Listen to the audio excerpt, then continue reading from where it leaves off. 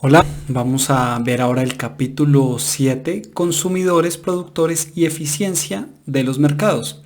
Recuerda que este es un libro de principios de economía del señor Gregory Mankiw.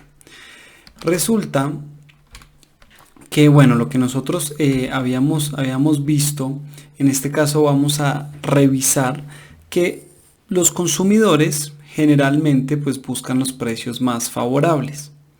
Y mayores precios nos va a generar un menor bienestar, ¿no? Entonces cuando vamos al supermercado, cuando vamos a algún restaurante y si tal vez encontramos un precio mayor de lo que esperábamos, pues esto nos genera un malestar, ¿no?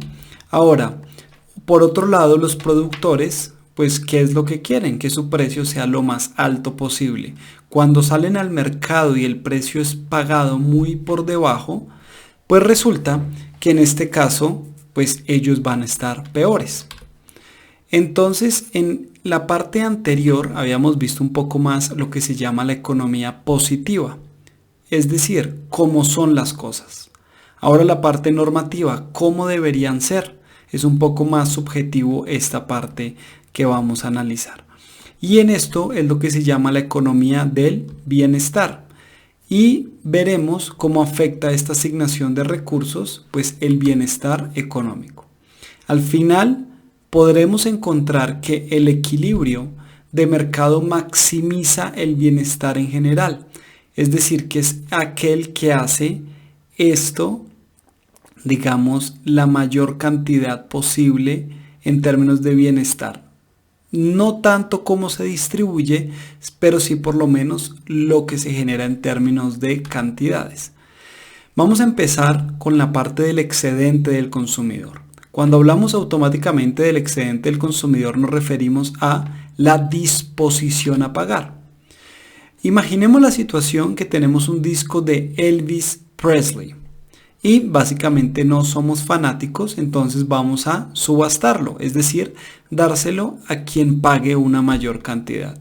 Tenemos 4 fanáticos cuyos nombres son John, Paul, George y Ringo. Estas son las personas que van a ofertar por este disco. Importante tener en cuenta que todos desean tener el álbum. La diferencia es que cada uno tiene un límite para pagar por este artículo. Cuando hablamos del máximo precio disponible, es lo que estamos diciendo como la disposición a pagar. Cada uno, naturalmente, quisiera comprarlo al precio más bajo de su disposición a pagar y no pagará más que su disposición. Cualquier diferencia que pueda tener, pues va a ser un tipo de ahorro o puede ser una medida de excedente del consumidor. Vamos a suponer que el precio de este disco comienza por 10 y todos pueden pagar más. La puja va a terminar justo cuando alguien ofrece un poco más de 80. En este caso John tiene un mayor, digamos, tiene el beneficio porque pagó menos de lo que estaba dispuesto. Esta es la tabla que aparece en el libro. Cada uno tiene la disposición a pagar, entonces va a pasar 10. Supongamos que va subiendo de uno en uno. Llega un punto que Ringo es el que ofrece 50.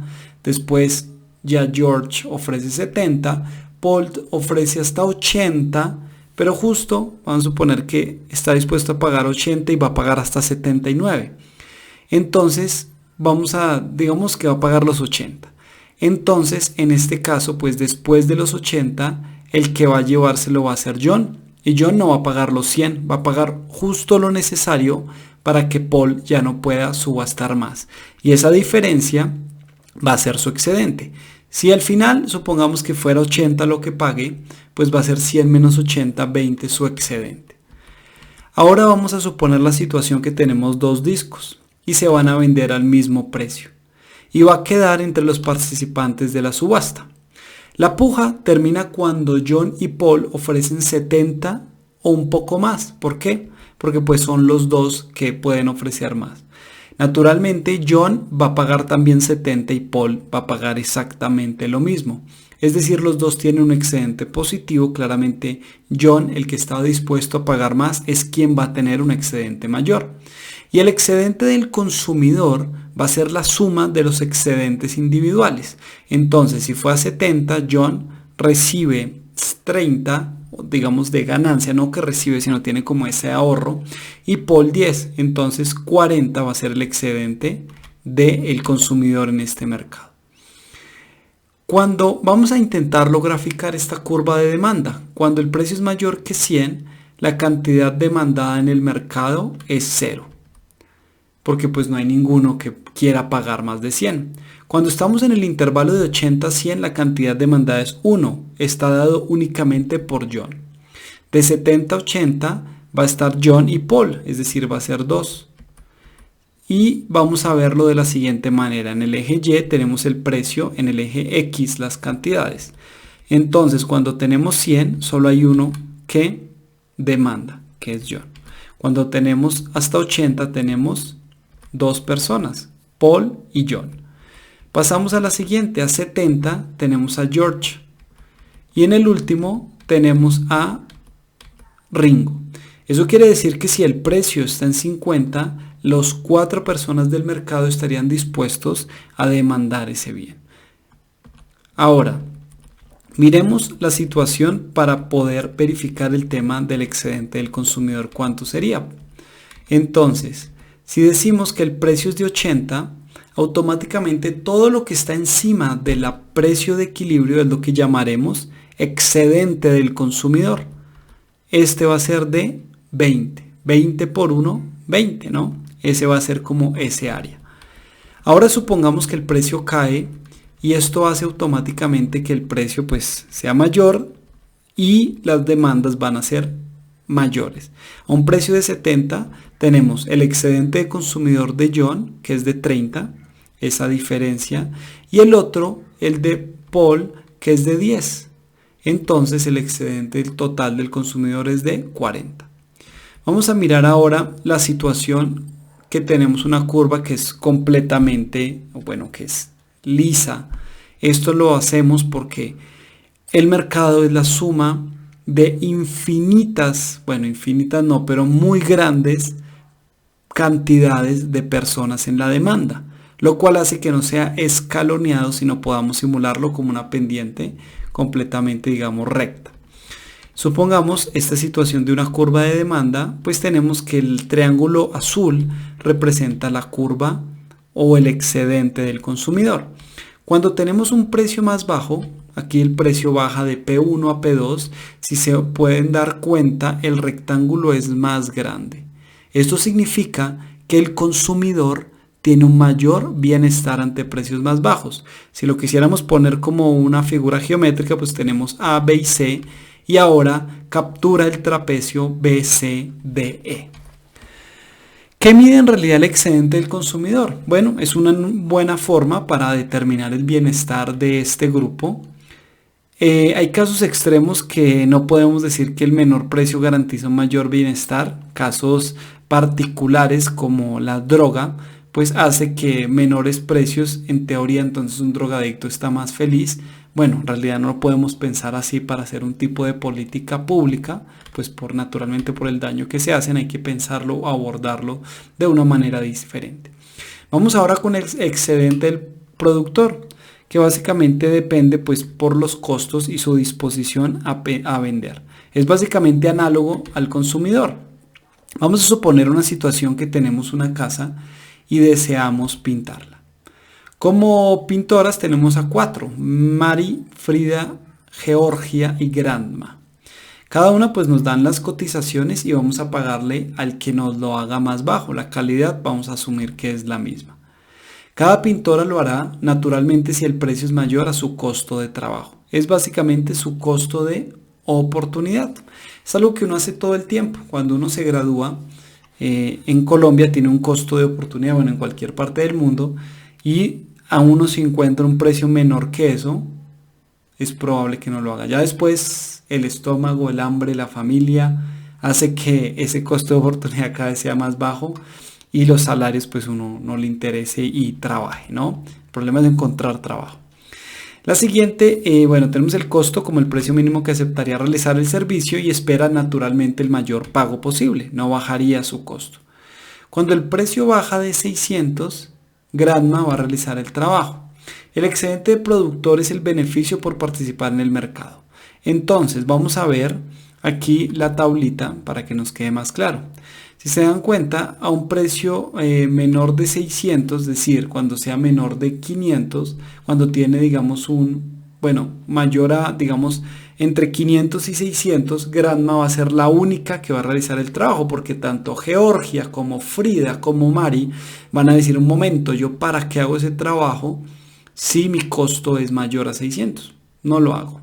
Entonces Granma es la que realmente lo va a hacer. Tiene un costo de oportunidad más bajo. Ahora imaginemos la situación que tienen dos casas. Tenemos el supuesto que ninguna puede pintar las dos y se va a pagar el mismo precio por pagar cada casa. Termina la subasta cuando ni Mari ni Frida están dispuestos a ofrecer su trabajo, es decir, menos de 800. Es decir, cuando tenemos 800, Georgia va a tener un excedente de 200 y Granma va a tener un excedente de 300. La suma de los dos excedentes es lo que llamamos el excedente del productor. Entonces, estas dos personas, Georgia y Granma, son las que van a ofertar hacer el precio de la pintura a un precio de 800 dado su costo de oportunidad. El excedente del productor, aquí puse consumidor, pero el del productor es relacionado con la curva de oferta. Entonces va a ir escalonado, pero con la pendiente como hacia arriba. Entonces esto va a ser el excedente del productor cuando tenemos un precio de 600. Va a ser este cuadradito de aquí. Y a medida que va subiendo el precio, pues naturalmente tenemos un mayor excedente del productor, lo que indica un mayor nivel de bienestar de este grupo, que va a ser este pedacito de aquí, ¿no? Entonces, si esto lo pasamos nuevamente a un mercado donde hay muchos productores, porque recuerden que estamos hablando siempre de un mercado competitivo en el cual hay gran cantidad de oferentes y demandantes, pues vamos a tener que un aumento en el precio contrario a lo que tenemos en los consumidores va a generar un aumento del excedente del consumidor. Si se dan cuenta, antes era solo A, B, C, bueno, que acá lo tengo como D. Ahora este pedazo de aquí, este trapecio, es ganancia para los productores. Supongamos la situación que no hay ninguna intervención por parte de un agente externo, llámese una entidad regulatoria, llámese el mismo gobierno. Y esto siempre lo hablamos en economía como si estuviera un planificador social benevolente, que busca siempre el máximo beneficio para las dos partes. Entonces, bajo esta situación vamos a partir que, recordando, el excedente del consumidor es el valor que pensaban pagar menos lo que pagan. El excedente del productor, la cantidad que reciben menos el costo que tienen. De tal manera que el excedente total es el valor de los compradores menos el costo de los vendedores. Y la asignación de recursos maximiza ese excedente total cuando no hay intervención de nadie. El mismo mercado, a través que decía Adam Smith en el siglo XVIII, a través de la riqueza de las naciones, mostraba que finalmente el mismo mercado es capaz de asignarlo. Y hace un ejemplo muy poético pero muy cierto, que no es la benevolencia del carnicero o del zapatero. En realidad buscan todos un beneficio y el egoísmo por buscar ese beneficio hace que maximicemos el beneficio total. Eso quiere decir que a veces uno quiere cambiar el mundo, pues en realidad no hay que hacer tanto, hay que simplemente lo que uno tenga que hacer, debería hacerlo bien, de manera egoísta, que yo quiero ganar lo mejor, ofreciendo lo mejor al cliente y así sucesivamente. Si decimos que no es eficiente, cada vez que no hay compradores y vendedores que están teniendo esas transacciones, donde hay como una alteración en el precio o las cantidades, decimos que este no es un mercado que se maneja de manera eficiente. Entonces, por un caso puede ser los productores que pueden vender a un costo más bajo y simplemente no lo hacen, o los compradores que podrían realizar un pago mayor por ese servicio bien y no lo hacen. Son asignaciones ineficientes. Naturalmente entra otra pregunta primordial por la cual hace que muchas veces se tenga que intervenir el mercado, y esta palabra es la igualdad. Es un tema que naturalmente lo llamamos como una parte, digamos, de bienestar económico, y podríamos decirlo que la eficiencia es el pastel lo más grande posible, como decimos en Colombia, la torta, aunque en México torta es otra cosa. pero el pastel lo más grande posible y la igualdad partirlo de la manera más equitativa. Naturalmente esto no es tan fácil. Cuando queremos dividirlo mejor, el pastel se hace más pequeño. El planificador no puede aumentar los excedentes, simplemente hace lo que se genere en el mercado. Y un mercado de oferta y demanda, tenemos el cuadro, el rectángulo rojo, es el excedente del consumidor y el de abajo el excedente del productor. Entonces, como conclusión, tenemos que, a pesar que uno se dedica a su propio bienestar, esta mano invisible consigue alocar los recursos de manera más eficiente, recordando que tenemos varios supuestos. Que los mercados son perfectamente competitivos. ¿Qué significa eso? Muchos consumidores, muchos productores, bienes homogéneos, tal vez podemos intervenir por ahí algo de información simétrica o completa información. Tenemos también que las decisiones solo afectan a compradores y vendedores, es decir, no estamos teniendo en cuenta el tema del medio ambiente, un clásico que ahora tiene toda la relevancia. Entonces esto hace pues que no es solo producir y vender, sino cómo estamos produciendo. Y por otro lado tenemos que no tenemos ningún tipo de poder de mercado, lo que llamamos un monopolio o un oligopolio, donde tienen alguna posibilidad de establecer precios más altos. Pues estos son lo que tenemos como fallas de mercado. Y las políticas públicas a través del gobierno pueden ayudar a disminuir estas ineficiencias. Bueno, espero que te haya servido y nos veremos pues más adelante con los ejercicios. Cualquier cosa, ahí estamos con mucho gusto. Cuídense pues. Chao.